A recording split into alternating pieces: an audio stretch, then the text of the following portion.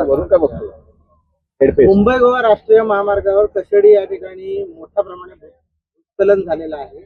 आपण या ठिकाणी गेल्या मला वाटतं 7 ते 8 तासापासून या परिस्थितीवर लक्ष ठेवणार. काय नक्की पहिली प्रतिक्रिया? बघा, या आपत्ती व्यवस्थापनामध्ये प्रशासकीय यंत्रणा त्यांचं हे अपयश म्हणावं लागेल किंवा ते ह्याच्यात कमी पडलं असं म्हणावं लागेल. खरं तर आपण सर्वच जण पाहतो की आपत्ती व्यवस्थापनाच्या मोठ्या मोठ्या बैठका त्यांच्या दालनामध्ये घेतात आणि फोटो वृत्तपत्रामध्ये छापून आणतात.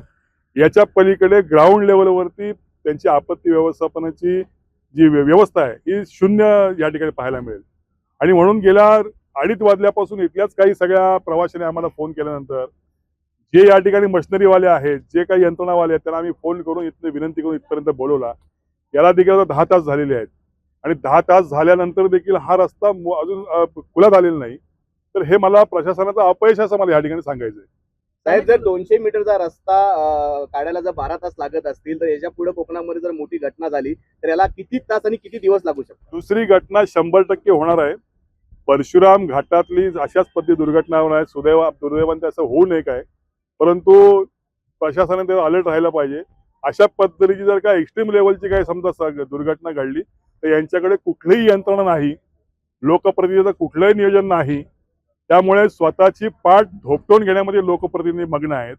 अशा व्यवस्थांवरती, इन्फ्रास्ट्रक्चरवरती लक्ष देण्यासाठी त्यांच्याकडे वेळ नाही आणि म्हणून हे कोकणाचं अशी अवस्था आहे. आणि म्हणून याच्यावरती ठोस उपाययोजना व्हायला पाहिजे, तरच कोकण या ठिकाणी सुजलाम होईल असं मला या ठिकाणी सांगायचं आहे. मला असं सांगायचं आहे की सरकार प्रयत्नशील आहे की हे वेळेत पूर्ण व्हावं, परंतु हे जे काही ठेकेदार या ठिकाणी आहेत त्यांनी देखील वेळेत ते काम पूर्ण करायला पाहिजे. ते वेळेत काम पूर्ण झालेलं नाही, नियोजित आराखड्यानुसार झालेलं नाही. या ठिकाणी असं म्हणतात की 900 अपघातग्रस्त वळण काढली, परंतु 1800 नवीन बनवली. आपण जे भोसच्या घाटातलं एक उदाहरण आहे. तर हे सगळा प्लॅन ह्यांचा चुकलेला आहे आणि म्हणून ही अवस्था आहे. खरं तर या संदर्भात गडकरी साहेबांनी, शिवेंद्रराजे भोसले यांनी सातत्याने या ठिकाणी डेडलाईन दिल्या, परंतु ते होताना दिसत नाही. या अधिवेशनामध्ये या सगळ्याचा पुन्हा एकदा आवाज उठवला जाईल आणि जर का जी वेळेत जर का डेडलाईन पाळली नाही तर आमच्यातला कोकणी माणूस जागा होईल आणि या ठेकेदारांना धडा शिकवल्याशिवाय आम्ही स्वस्थ बसणार नाही, हे देखील या ठिकाणी सांगतो. रत्नागिरी जिल्ह्यातून भाजपचं आपण नेतृत्व करता आहात. रत्नागिरी जिल्ह्यामध्ये आता तुम्ही ज्या सगळ्या समस्या सांगितल्या मुंबई गोवा राष्ट्रीय महामार्गावर, या संदर्भामध्ये आपण आपले जे वरिष्ठ नेतृत्व यांची भेट घेणार आहोत. हो, नक्की. आता या संदर्भात आमचे प्रदेशाध्यक्ष रवींद्रजी चव्हाण साहेब असतील, बांधकाम मंत्री शिवेंद्रराजे भोसले असतील आणि मुख्यमंत्री देवेंद्र फडणवीस या संदर्भात भेट घेणार आहोत आणि कोकणाची व्यथा आणि दुःख त्यांना मी या ठिकाणी सांगणार आहोत.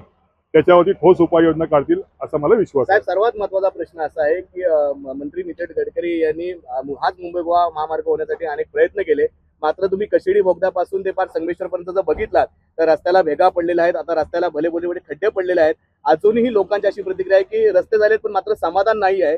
याच्यावरती भाजपकडनं काय ऍक्शन घेणार आहेत का? गडकरी साहेबांनी त्यांच्या स्टेटमेंटमध्ये सांगितलेलं आहे की इथल्या ठेकेदारांच्या, म्हणजे जे काही कॉन्ट्रॅक्टर आहेत त्यांच्या समोर मी हात जोडलेले आहेत. हे जे सगळे ठेकेदार आहेत यांनी या संदर्भातल्या चुकीच्या काही गोष्टी केलेल्या आहेत, त्यामुळे त्या सुधारायला थोडा वेळ लागेल. मला वाटतं 95% हायवे झालेला आहे.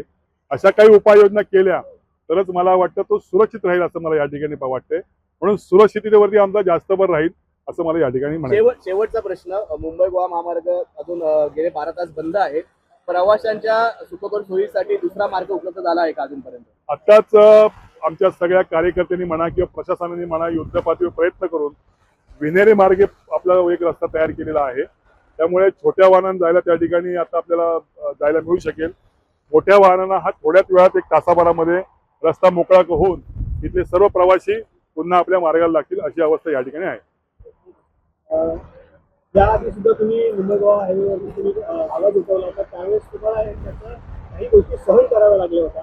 आज देखील एवढी मोठी घटना घडून देखील अपुरे मशीन यंत्रणा इथे मागवून इथल्या सगळ्या प्रवाशांना वेठीस धरलं जात आहे. याच्यावरती तुमचं काय सांगू? त्यावेळेच्या माझ्या आंदोलनाला मला जबाबदार धरून 1.5 महिना मला जेलमध्ये टाकला होता. आता ह्या दुर्घटनेला इथले अधिकारी आहेत त्यांना जबाबदार धरून त्यांच्यावरती गुन्हे दाखल करणार का, हा माझा प्रश्न आहे. आणि हाच प्रश्न मी विधानसभेत या ठिकाणी मांडायला लावणार आहे आणि अशा दोषी अधिकाऱ्यांवरती गुन्हे दाखल व्हायला पाहिजे, त्याचं निलंबन व्हायला पाहिजे, ही भूमिका माझी आग्रही असणार आहे. आणखी किती वेळ जाईल साधारण तुम्ही तुमच्या मध्ये हे सगळं पूर्ण व्हायला?